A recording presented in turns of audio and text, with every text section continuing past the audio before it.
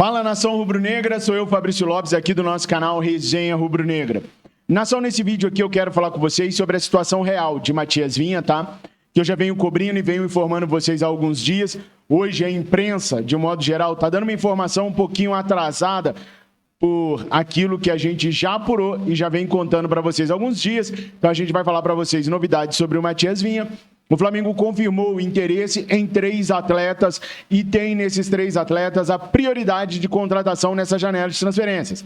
Além, é claro, de Matias Vinha, o Flamengo confirmou também o interesse no Léo Ortiz e no Luiz Henrique. Vou contar para vocês exatamente o que está acontecendo com cada um desses atletas nesse momento. Também vou repercutir algumas coisas ditas na entrevista coletiva que aconteceu hoje no Ninho do Urubu, de Marcos Braz e de Bruno Spindel. E também vou falar com vocês sobre a situação que eu não gosto de usar a palavra porque ela ficou muito batida aqui no YouTube, mas a verdade é essa, aconteceu uma reviravolta na situação do Léo Ortiz, reviravolta essa provocada por uma informação que a gente trouxe para vocês ontem. Então vamos começar com a parte mais polêmica dessa entrevista.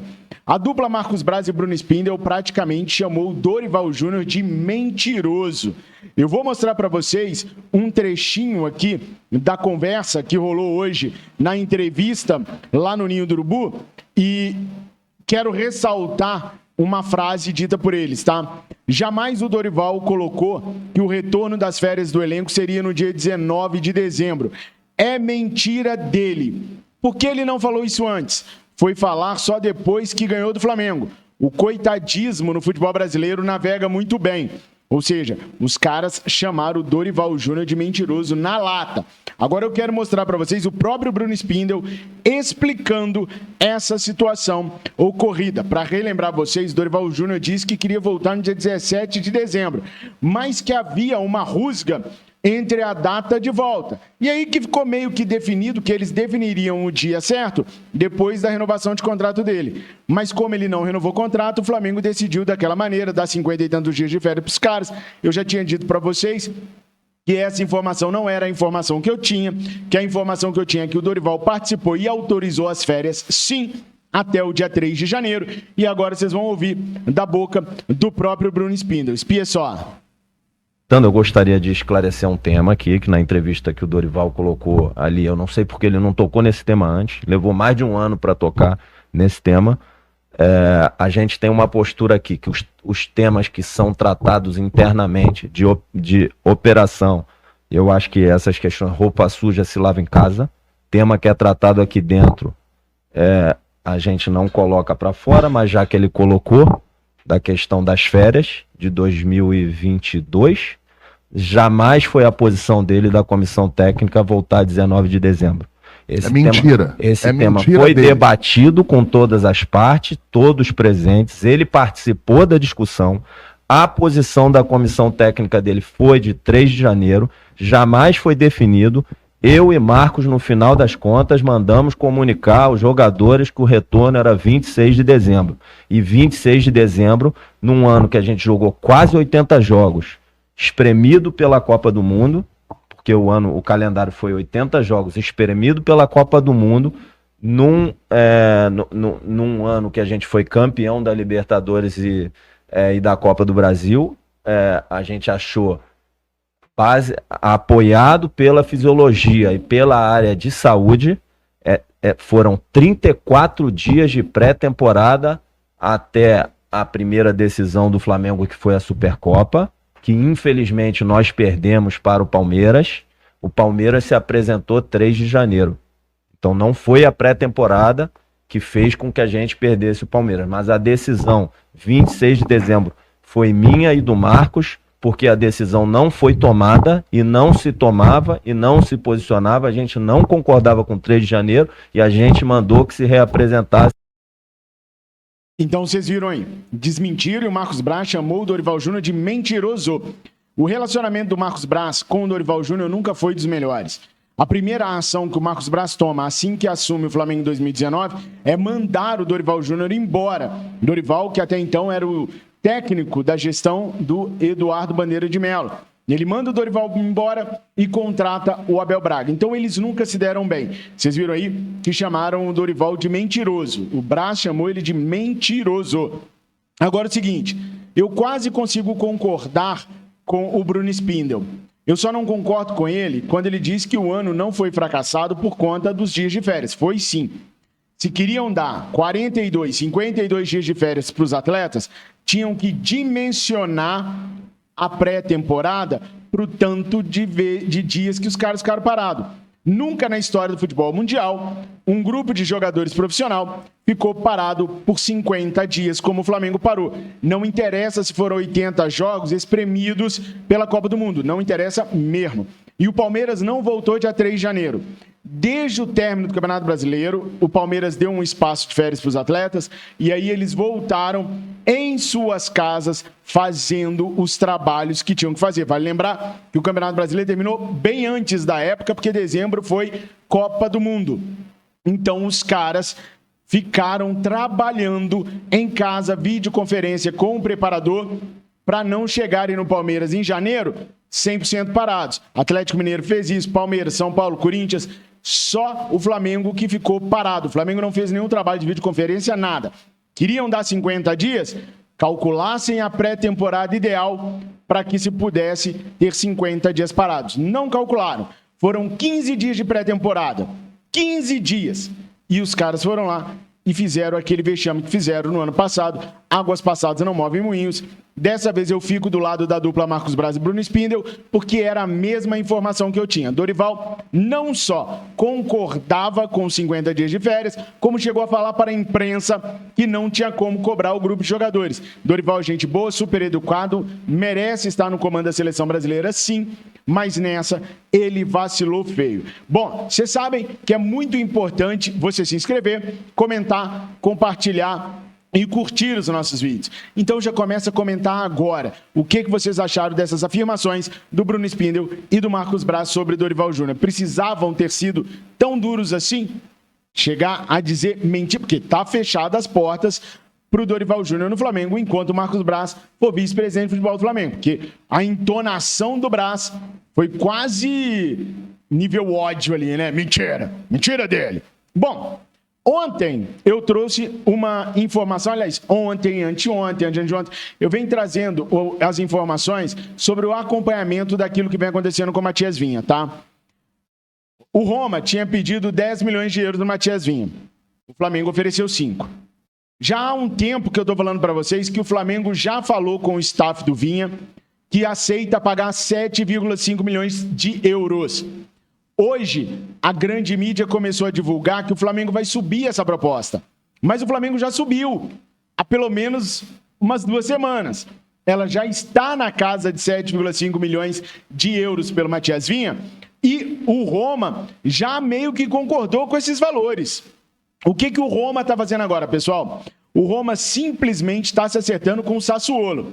Porque o Roma precisa saber como que vai pagar o Sassuolo pela cláusula de vitrine, que é a exposição do atleta, o atleta saindo do clube emprestado, enquanto ainda está sob contrato de empréstimo, e como vai indenizar o time.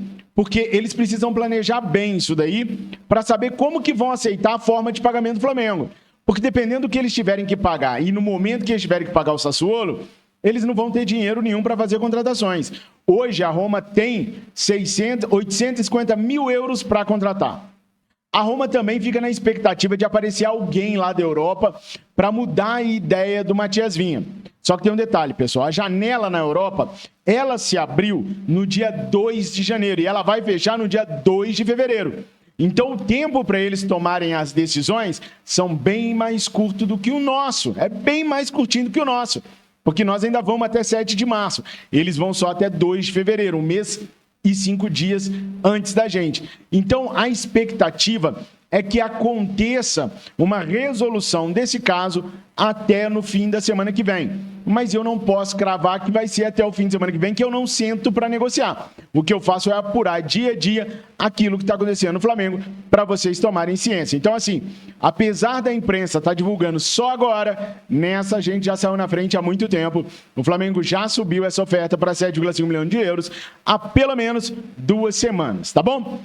Ontem eu trouxe uma informação para vocês, foi com exclusividade aqui do nosso canal, sobre a situação do Léo Ortiz. né? Falei... Quer ver? Espia só o que eu falei sobre o Léo Ortiz ontem, nação.